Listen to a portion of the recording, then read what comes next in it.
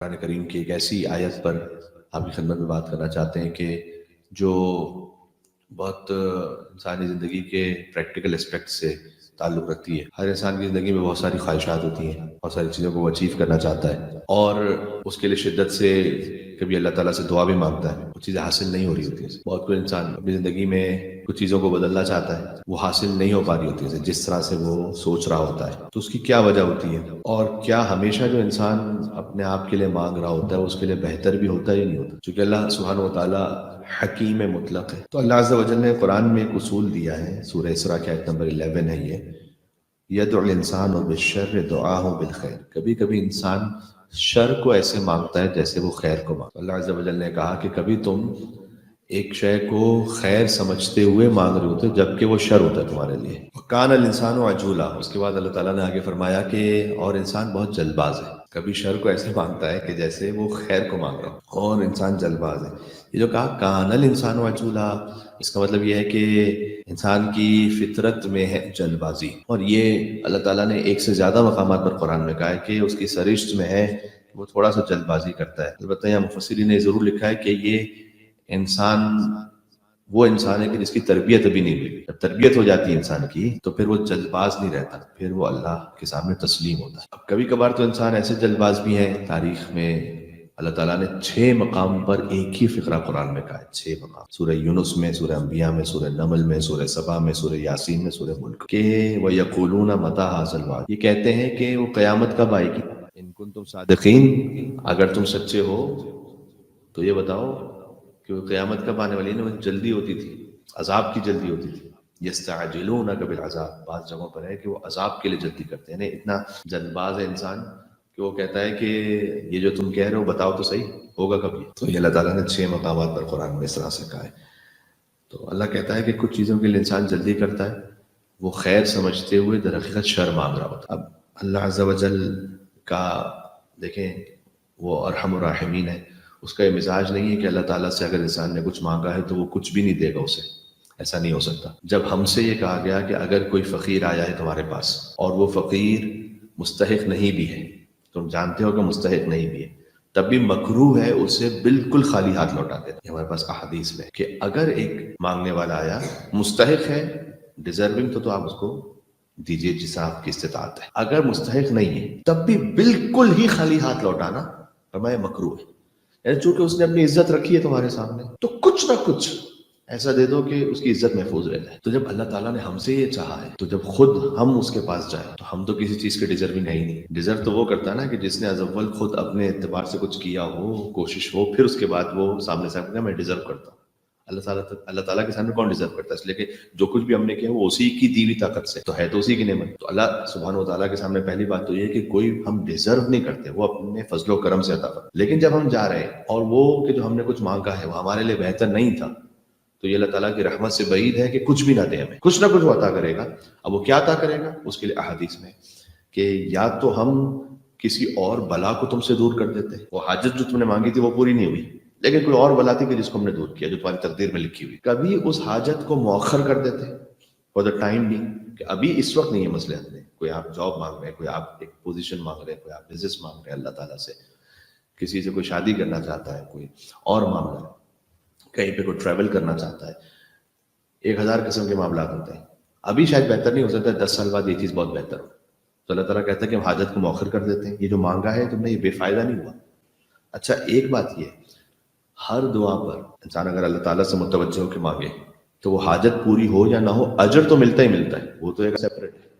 ایک مل کے صلوات بھیجیے گا اللہ سبحانہ و تعالیٰ کی عظمتوں کا اعتراف کرتے ہوئے، وہ اجر تو ملنا ہی ہے، نامہ اعمال میں نیکی لکھ دی گئی کہ اس نے ہماری طرف متوجہ ہو کہ ہم سے کچھ مانگا۔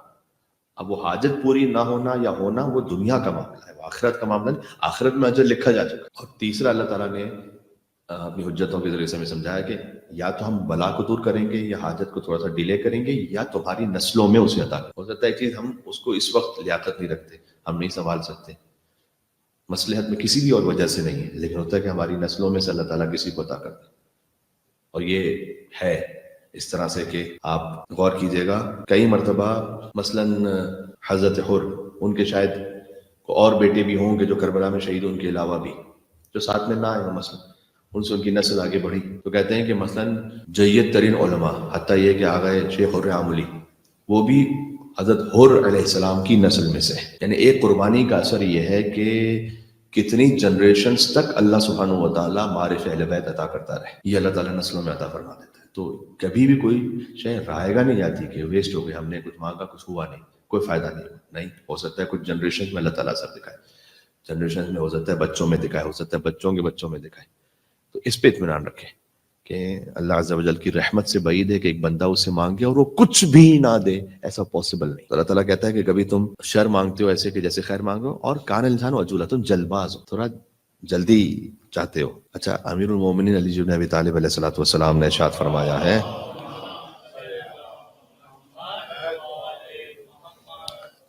من الخرق، احمق کی، بے عقل کی دو نشانیاں ہیں.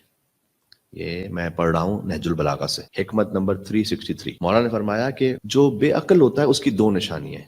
دیکھیں کہیں ہم میں تو یہ نشانی نہیں ہے. اچھا، عقل وہ نعمت ہے اللہ کی کہ سب یہ سمجھتے ہیں ہمارے پاس پوری ہے. آپ نے دیکھا ہوگا سبھی کو اللہ تعالیٰ سے رزق مانگتے ہوئے، اللہ تعالیٰ سے مثلا کوئی اولاد مانگ رہا ہے، کوئی اور نعمت مانگ رہا ہے. آپ نے کسی کو دیکھا ہے کہ وہ اللہ تعالیٰ سے کہا اللہ مجھے عقل دے دے؟ کیونکہ ہر ایک سمجھتا ہے ہمارے پاس پوری ہے تو ضرورت ہی نہیں مانگنے کی. تو کبھی ہم عقل کے لیے دعا نہیں کرتے، یہ بھی مانگی جانے والی دعا ہے کہ پروردگار میری عقل کو کامل کر. یہ دعا میں آیا ہے کہ میری عقل کو کامل کر. عقل تو ہے اللہ سبحانہ وتعالیٰ نے، لیکن کامل کر اسے. تو من الخرق، فرمایا نادانیوں میں سے ایک نادانی کیا ہے؟ دو امام نے علامتیں بتائیں. المعاجلہ قبل الامکان، امکان یعنی ابھی مقدمہ فراہم ہونے سے پہلے کسی چیز میں جلد بازی کرنا، یہ بے وقوفوں کی نشانیوں میں سے. ابھی اس کے اسباب پورے فراہم نہیں ہوئے، ہم اس میں جلد بازی کریں. والانا بعد الفرصہ، اور دوسرا بے عقل کی نشانی یہ ہے کہ موقع آ جانے کے بعد بھی دیر کرنا. یعنی یہ صراط مستقیم پر ہے، اعتدال رکھیں. بالکل اس کی مثال ہے فروٹس کی طرح. فروٹس اگر وہ ابھی تک کامل ہوئے نہیں ہیں، اس سے پہلے اگر آپ اس کو توڑ لیں گے تو ابھی وہ ترش کھٹا ہے، اب اس میں ٹیسٹ پورا ڈیولپ نہیں ہوا. اور اگر اس کو بہت دیر تک چھوڑ دیں گے تو پھر وہ ضائع ہو جائے گا اور ختم ہو جائے گا. تو مولا علیہ السلام نے فرمایا کہ بے عقل کی نشانی یہ ہے کہ ابھی تمام امکانات فراہم نہیں ہوئے اس سے پہلے اس کام میں کود پڑے. دوسرا بے عقل کی نشانی یہ ہے کہ جب فرصت آ چکی ہے، یعنی جب وہ موقع آ چکا ہے، اس کے بعد بھی تاخیر کرتا رہے. اب اس کے لیے کوئی پیرامیٹر ہے، کوئی پیمانہ ہے؟ ائمہ علیہ السلام نے ہمیں کچھ چیزوں سے سمجھایا، کچھ چیزوں میں ہمیں جلدی کرنی چاہیے اور کچھ چیزوں میں جلدی نہیں کرنی چاہیے. کہیں پر جلد بازی، ہم ہمیشہ جلد بازی کو نیگیٹو سینس میں لیتے ہیں، کہیں پر جلدی کرنا بہتر بھی ہے اور کہیں پر جلدی نہ کرنا بہتر ہے. وہ کون سے مورد ہیں میں آپ کے سامنے عرض کرتا ہوں، مل کے صلوات بھیجیے گا محمد علیہ محمد علیہ السلام پر. اللہم صل علی محمد وعلی محمد. مثلا جلدی کرنا کہاں بہتر ہے؟ سب سے پہلے تو خود اذان اقامت میں ہم کیا کہتے ہیں؟ حی علی الصلاۃ، نماز کی طرف جلدی آؤ. عجلوا بالصلاۃ، حدیث میں نماز کے لیے جیسے ہی مؤذن اذان دے جلدی کرو، تاخیر نہیں کرو. اس میں یہ نہیں کہ جلدی کا کام شیطان کا کام، اس میں جلدی کا کام رحمان کا کام.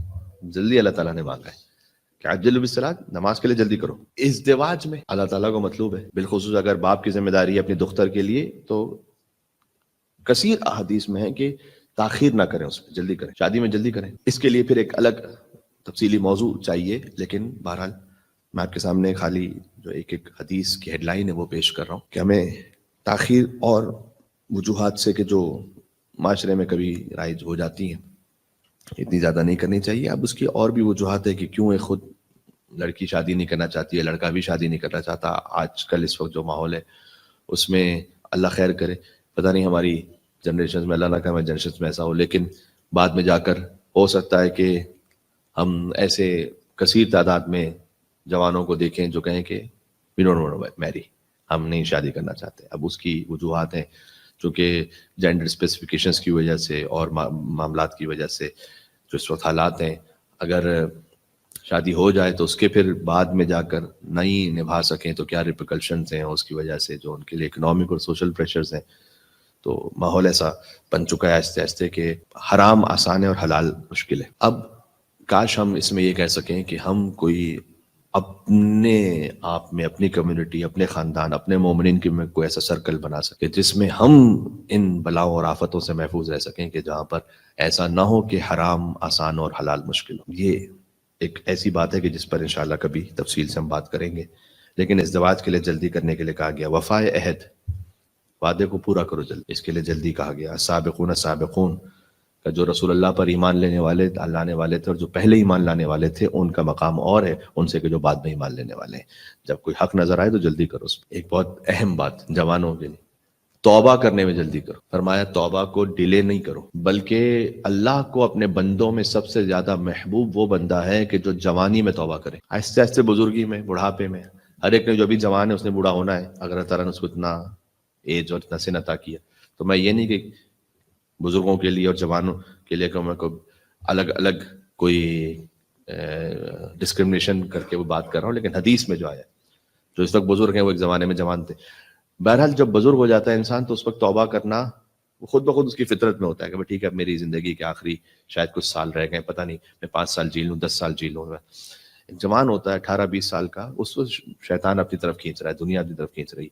تو ایسا نہیں ہوگا کہ کبھی اسے غلطی نہیں ہوگی، نہیں غلطی پاسبل ہے، لیکن فرمایا کہ اللہ سبحانہ و تعالیٰ کو جو سب سے زیادہ عزیز ہے اپنے تمام بندوں میں وہ جوان ہے کہ جو جوانی ہی میں توبہ کرے، بڑھاپے تک ویٹ نہ کرے. بلکہ حدیث یہ ہے کہ اگر ایک جوان توبہ کرے، بلکہ یہ حدیث تو جنرل توبہ کرنے والے کے لیے، چاہے جوان ہو چاہے ضعیف ہو، اگر ایک شخص توبہ کرے تو توبہ کرنے والے سے اللہ ویسے ہی خوش ہوتا ہے کہ جیسے وہ ماں جس کا بچہ گم ہو چکا ہو اور اچانک اسے بچہ مل جائے. کیسی لطیف تعبیر ہے یہ.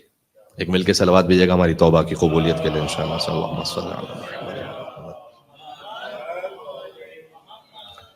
توبہ کرنے والے سے ایسے اللہ خوش ہوتا ہے جیسے اللہ اپنے آپ کو ایک ماں سے تشبیہ دے رہا ہے کہ جیسے ایک ماں اس کا بچہ گم ہو گیا ہے تو ماں کتنی زیادہ پریشان ہے. اب جیسے بچہ اچانک ملے تو جو ماں کو خوشی ہوتی ہے وہ ویسے اللہ کو خوشی ہوتی ہے کہ ایک بندہ جو بھٹک گیا تھا، کہیں چلا گیا تھا، گم ہو گیا تھا، وہ آ گیا. اللہ تعالیٰ کو ایسے خوشی ہوتی ہے.